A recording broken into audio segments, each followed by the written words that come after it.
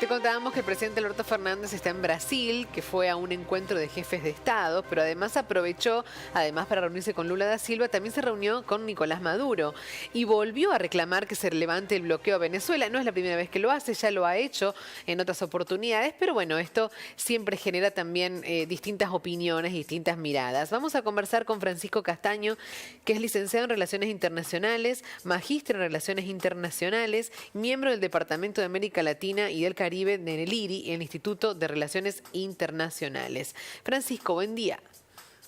¿Qué tal? ¿Cómo estás? Buenos días, ¿cómo estás por ahí?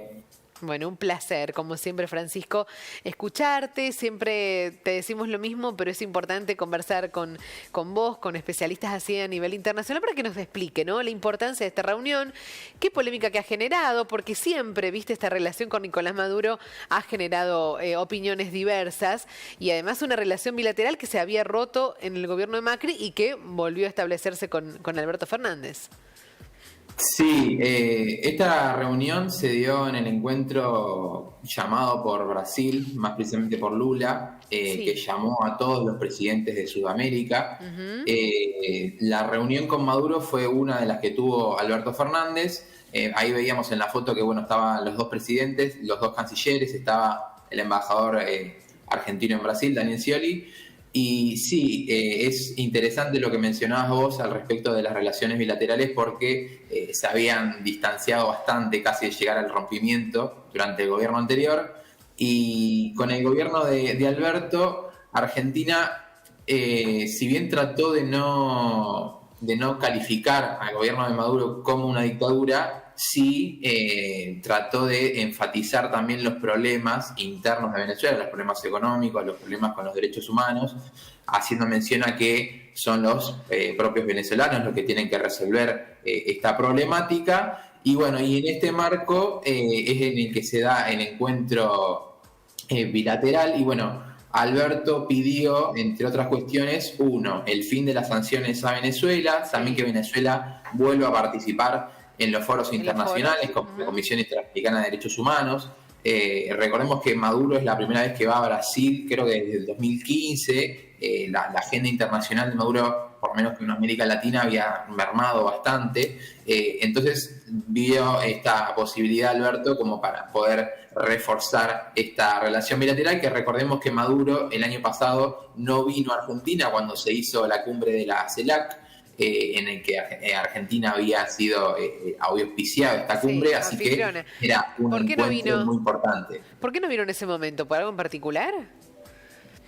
Porque, como te mencionaba, la agenda internacional, o por lo menos la oposición de varios países era muy fuerte, y además tengo entendido que el miedo, por lo menos a represalias o digamos, a movimientos y manifestaciones de la oposición argentina, que en parte había sido gobierno en el 2015, la que había roto un poco las relaciones, era por ahí también ese miedo. Recordemos que también Delcy Rodríguez había venido en su momento y había sido como excluida en ese momento en el gobierno anterior, cuando vino en una reunión regional. Así que yo creo que, teniendo ese antecedente también, es que había optado por no venir el año pasado. Claro. ¿Qué otros países defienden así a Venezuela?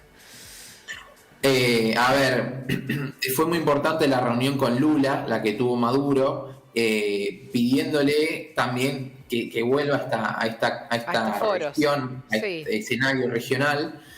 A nivel regional son varios los países, tanto que lo apoyan como también los que establecen la idea de que se deben llevar a cabo elecciones supervisadas, la cuestión de los derechos humanos y los informes sobre las violaciones de los derechos humanos, así como mencionaba Argentina y Brasil, en este caso apoyando a Maduro y la realización de elecciones libres el año que viene, que van a ser las elecciones en Venezuela.